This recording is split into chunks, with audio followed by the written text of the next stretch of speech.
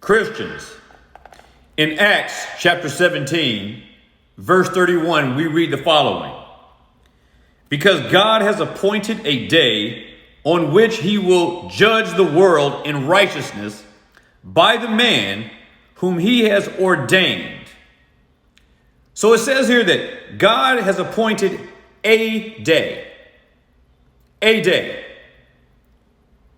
on which he will judge the world in righteousness by the man, being Jesus Christ, whom he has ordained.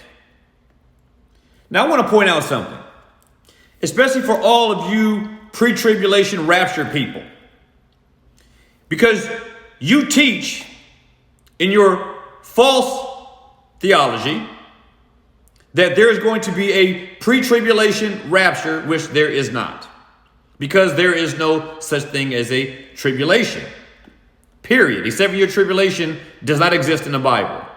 Tribulation to the Christian church happens ever since Christ came, and it will be going on until he returns. But notice here that the word of God says God has appointed a day.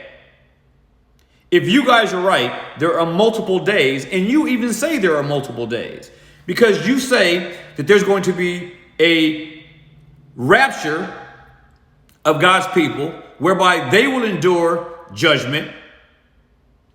And then there's a great white throne judgment which you say is just for the wicked. And then you say that after a millennial reign, there will be another day of judgment. So in your dispensational scheme of teaching, there are actually 3 days of judgment that God is going to exact. How do you explain that interpretation in light of this verse? Acts 17:31, it says clearly, God has appointed a day, one day, by which he will judge all of mankind, the just and the unjust alike. There will be a general resurrection that Jesus taught in John chapter 5, verse 29.